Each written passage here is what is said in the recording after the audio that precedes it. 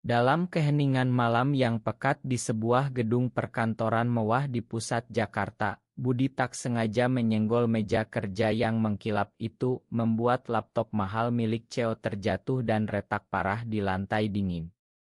Siapa yang menyangka, kecelakaan kecil seorang buruh pembersih kantor ayah tunggal itu akan membuka gerbang rahasia yang selama ini terkubur dalam. Mengubah kebencian menjadi ikatan yang tak terduga antara dua pria yang sama-sama berjuang dengan hati mereka. Rea, pria tampan berusia 32 tahun yang selalu terlihat sempurna dalam jas mahalnya, berlari masuk ke ruangannya dengan wajah memerah. Apa yang kau lakukan, bodoh? Itu laptop yang menyimpan seluruh proyek perusahaan, bentaknya. Suaranya bergema di ruangan kosong yang hanya diterangi lampu neon. Budi, tubuh kekarnya yang sudah lelah setelah seharian menyapu dan mengepel lantai 20 gedung itu, berlutut cepat memungut laptop rusak tersebut. Tangan kasarnya gemetar. Makan saya, Pak Rea. Saya benar-benar tidak sengaja. Saya akan tanggung jawab, meski saya cuma buruh biasa. Rea mendekat, napasnya masih kasar karena marah, tapi saat matanya jatuh ke layar yang retak dan masih menyala samar, wajahnya tiba-tiba berubah pucat. Di sana, di older terbuka yang tak sengaja muncul karena benturan, ada Otto lama, Rea sendiri, lebih muda, tersenyum bahagia di pelukan seorang pria lain di pantai Bali yang sepi. Otto yang seharusnya sudah dihapus bertahun-tahun lalu. Budi tidak melihatnya dengan jelas, tapi Rea tahu, rahasianya yang paling dalam, cinta sesama pria yang ia kubur rapat-rapat demi keluarga, karier, dan nama baik di negeri yang masih memandang hal itu sebagai aib, sudah hampir terbongkar. Kau keluar dulu, kata Rea dengan suara yang tiba-tiba pelan, bukan lagi marah. Budi berdiri, kepalanya tertunduk. Ia pulang ke rumah kontrakan kecil di pinggiran Jakarta dengan hati gelisah. Rian, anak laki-lakinya yang berusia 9 tahun, sudah tertidur di kasur tipis dengan buku pelajaran masih terbuka. Budi duduk di sampingnya, mengusap rambut anaknya. 5 tahun lalu, istrinya meninggal karena kanker, meninggalkan Budi sendirian. Pernikahan itu dulu adalah tameng, cara ia sembunyikan perasaan yang kadang muncul saat melihat pria-pria di pasar atau di masjid. Ia tak pernah berani mengakui, takut dosa, takut dikucilkan keluarga, takut Rian kehilangan ayah yang senormal. Malam itu ia tak bisa tidur. Besok pagi ia harus kembali ke gedung itu untuk membersihkan lagi, tapi sekarang dengan ancaman pemecatan yang menggantung. Sementara itu, di apartemen mewahnya di Sudirman, Rea tak bisa berhenti memandang laptop yang sudah dibawa ke teknisi darurat. Data perusahaan selamat, tapi Otto itu.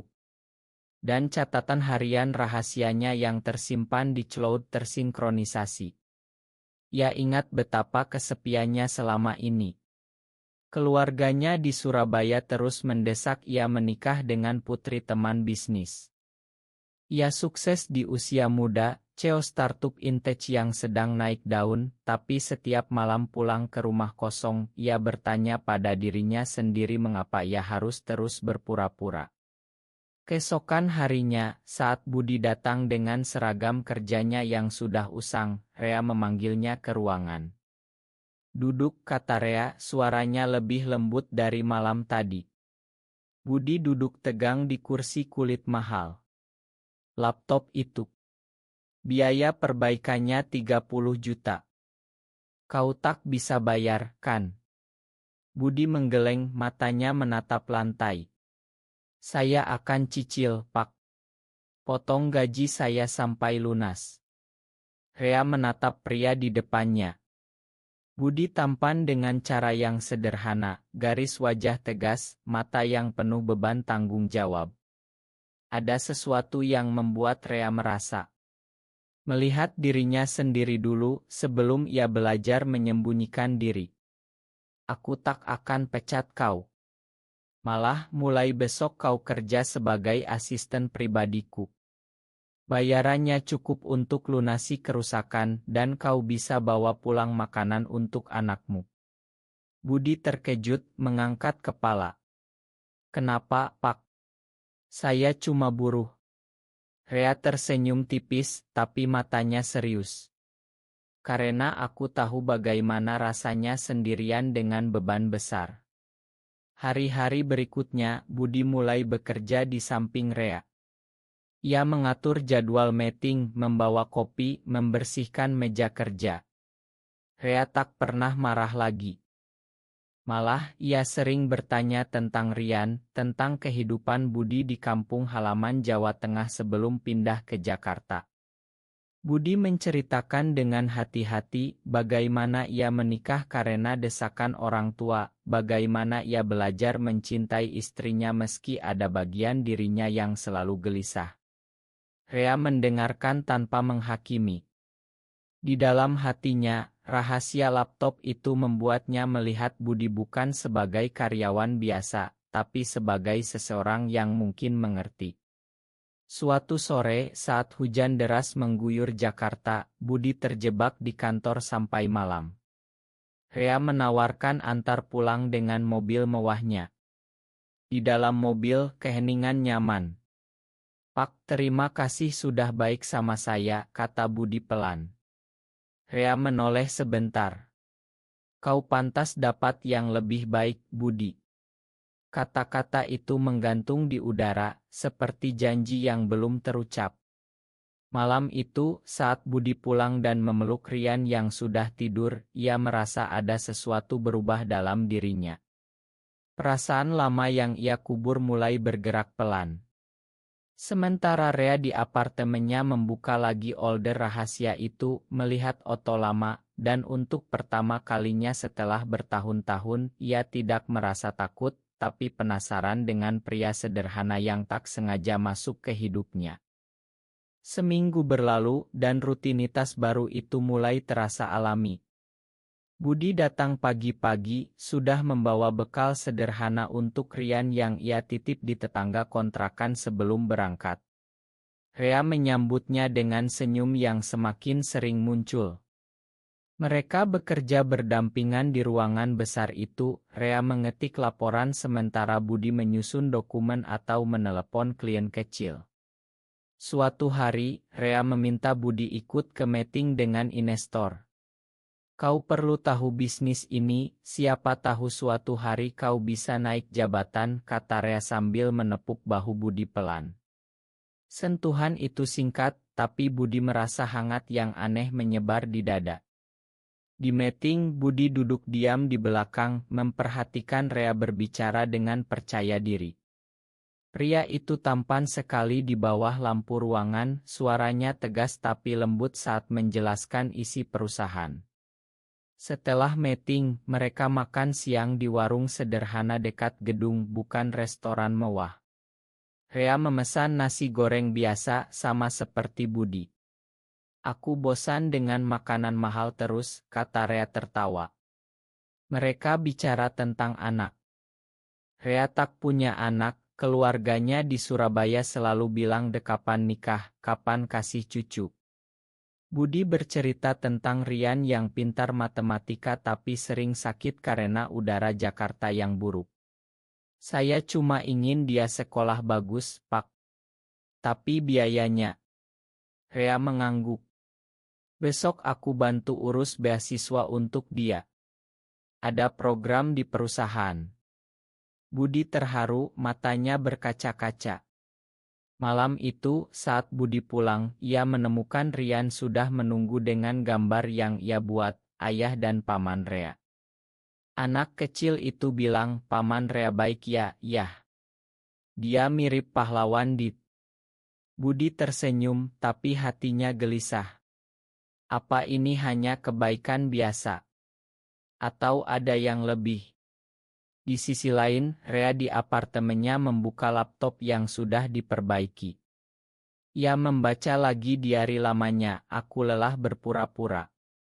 Aku ingin mencintai tanpa takut. Ia ingat mantan pacarnya yang pergi karena tak sanggup sembunyi terus. Sekarang melihat Budi setiap hari, perasaan lama itu bangkit lagi. Budi bukan pria kaya, bukan dari kalangan atas, tapi ada keteguhan di dirinya yang membuat Rea merasa aman. Suatu malam hujan lagi, Rea meminta Budi tinggal lembur untuk bantu presentasi. Mereka duduk berdua di soa ruang kerja, laptop di pangkuan. Rea menunjukkan slide, tangannya tak sengaja menyentuh tangan Budi.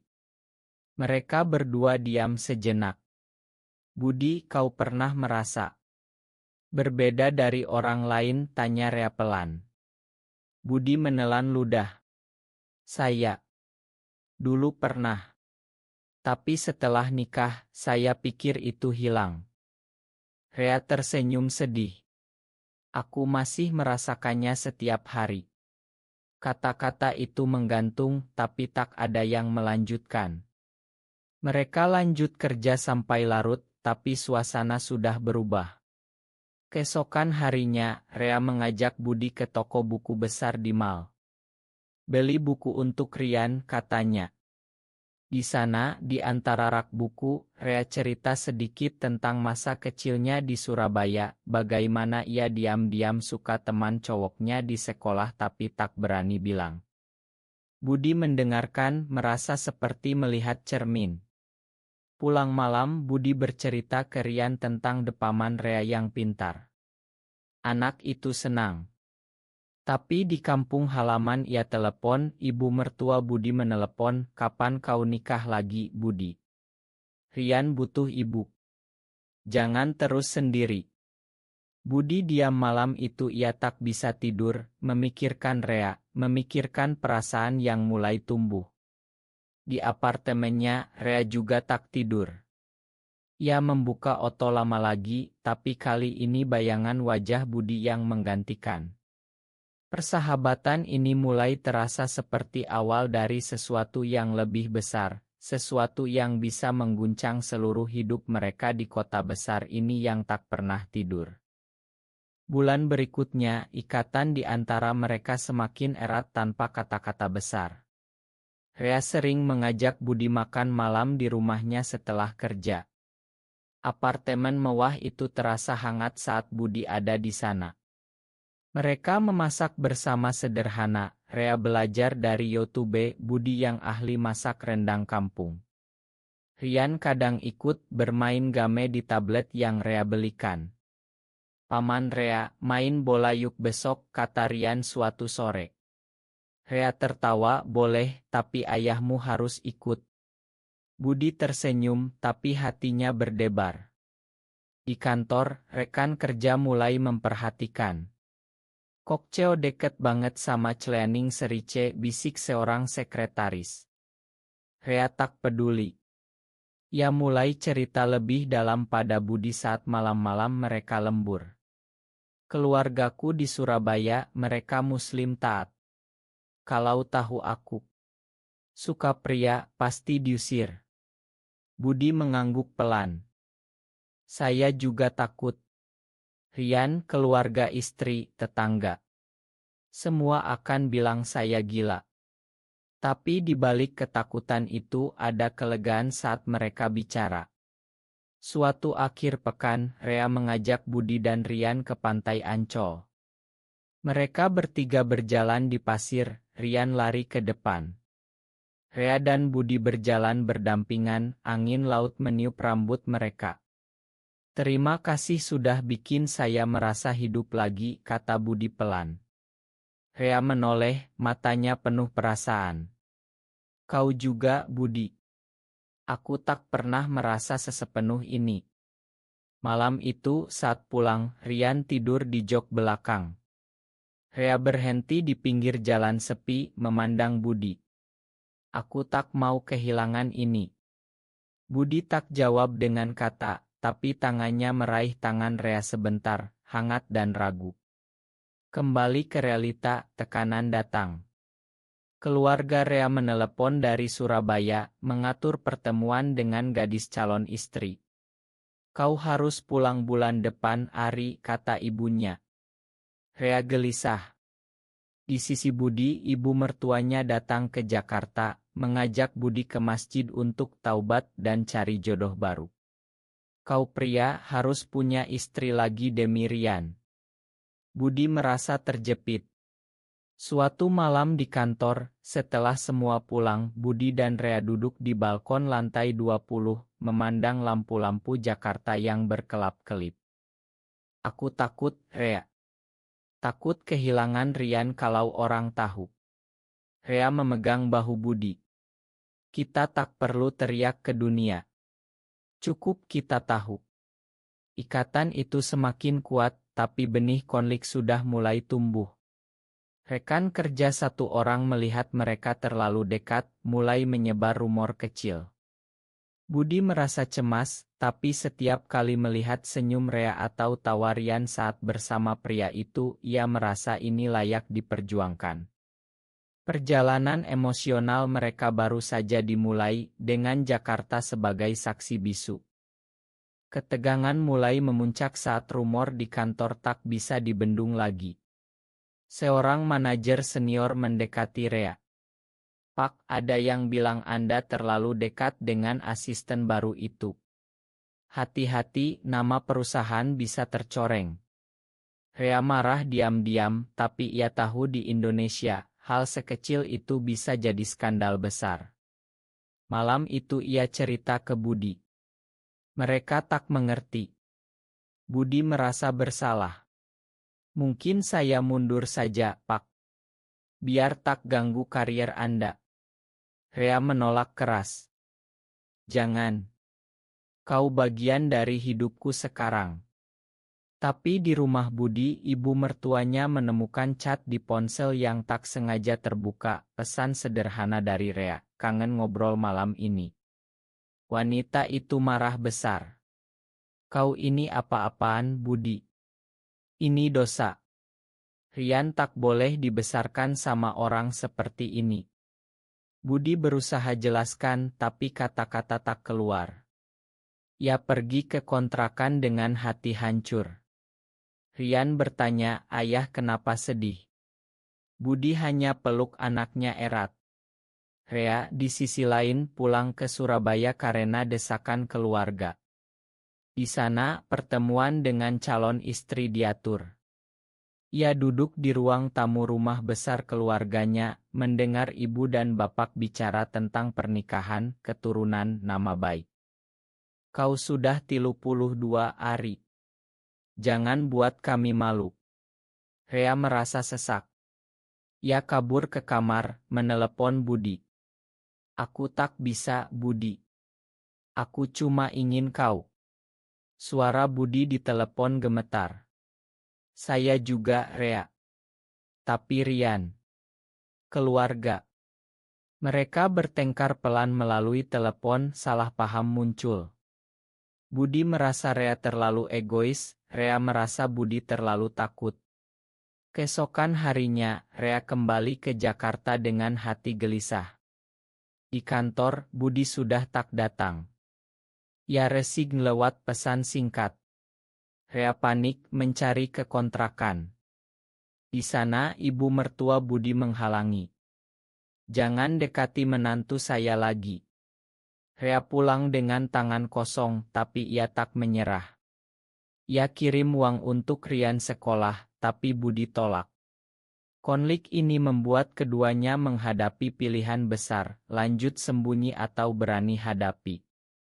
Budi dikontrakan sendirian, memandang Oto istrinya dulu, bertanya pada diri sendiri apakah ia pantas bahagia. Rea di apartemen, menangis sendirian untuk pertama kalinya setelah bertahun-tahun. Jakarta terus berdenyut, tak peduli dengan dua hati yang sedang retak. Puncak krisis datang saat rumor bocor ke media kecil lokal. Sebuah blog gosip online tulis CEO muda dekat dengan karyawan pria, apa ada yang disembunyikan. Nama Rea tak disebut langsung, tapi lingkungan kerja tahu. Investor mulai ragu, keluarga Rea di Surabaya marah besar, menelepon setiap jam. Budi yang sudah tak kerja di sana, mendengar dari tetangga. Ia datang ke kantor malam-malam, menemui Rea yang sedang sendirian di ruangan gelap. "Saya minta maaf, Rea. Semua gara-gara saya." Rea berdiri, memeluk Budi erat untuk pertama kalinya, pelukan penuh rasa takut dan sayang, "Bukan Nasu. Bukan salahmu. Ini kita berdua." Mereka bicara sampai pagi. Budi cerita tentang ketakutan kehilangan Rian, Rea cerita tentang tekanan jadi penerus keluarga. "Aku siap kehilangan segalanya kalau bersamamu," kata Rea. Budi menangis. "Saya takut, tapi saya tak mau kehilangan perasaan ini." Mereka memutuskan untuk jujur pada diri sendiri dulu. Rea konfrontasi keluarganya, "Ya Ideo Chal. Aku tak akan menikah dengan perempuan. Aku mencintai seorang pria." Tangis dan teriakan di Surabaya, tapi Rea tegar. Budi bicara dengan ibu mertuanya, bawa Rian duduk bersama. "Nenek, ayah sayang Rian. Dan ada orang baik yang bantu kita." Rian kecil itu bilang polos, "Paman Rea ayah kedua ya." Kata-kata anak itu melelehkan hati. Rea datang ke kontrakan bawa makanan dan mainan untuk Rian. Ia janji bantu biaya sekolah tanpa syarat. Di tengah badai itu, cinta mereka semakin kuat. Budi belajar menerima dirinya, Rea belajar berani. Mereka tak langsung terbuka ke publik, tapi di antara mereka, tak ada lagi rahasia. Pengorbanan Rea hampir kehilangan investor, dan Budi hampir kehilangan dukungan keluarga, membuat mereka tumbuh. Jakarta malam itu terasa lebih terang bagi mereka berdua. Setelah badai reda, hidup mereka mulai tenang dengan cara baru. Rea mempertahankan perusahaan dengan kerja keras dan transparansi pada tim inti. Budi kembali bekerja, kali ini sebagai supervisor kebersihan dengan gaji lebih baik, berkat rekomendasi Rea. Mereka tak tinggal bersama, tapi bertemu hampir setiap hari, makan malam bersama Rian, jalan-jalan akhir pekan di taman kota. Rian tumbuh bahagia, memanggil Rea paman dengan penuh kasih. Keluarga Rea di Surabaya masih dingin, tapi ibunya mulai mengirim pesan pelan-pelan. Keluarga Budi mertua akhirnya terima setelah lihat Rian sehat dan sekolah bagus. Budi dan Rea belajar bahwa cinta sesama pria di Indonesia tak perlu teriak ke dunia, cukup hidup dengan jujur pada diri dan orang tercinta. Suatu malam di balkon apartemen Rea, mereka duduk berdua memandang kota. "Terima kasih sudah rusak laptopku waktu itu," kata Rea tertawa. Budi tersenyum, memegang tangan Rea. "Dan terima kasih sudah buka hati saya." Mereka tak perlu kata cinta besar, karena sudah terasa di setiap tindakan. Perjalanan panjang mereka dari kecelakaan kecil hingga penerimaan diri mengajarkan bahwa keberanian datang dari dalam, dan keluarga tak selalu darah, tapi pilihan hati. Rian tumbuh melihat dua pria yang saling jaga, belajar toleransi sejak kecil. Di tengah masyarakat yang masih banyak pertanyaan, mereka pilih hidup tenang tapi bahagia. Jakarta terus berputar, tapi bagi Budi dan Rea, dunia sudah lebih luas. Apakah seorang ayah harus menyembunyikan cintanya selamanya demi anak dan masyarakat? Atau keberanian menerima diri justru memberi kekuatan terbaik bagi keluarga? Benar atau salah?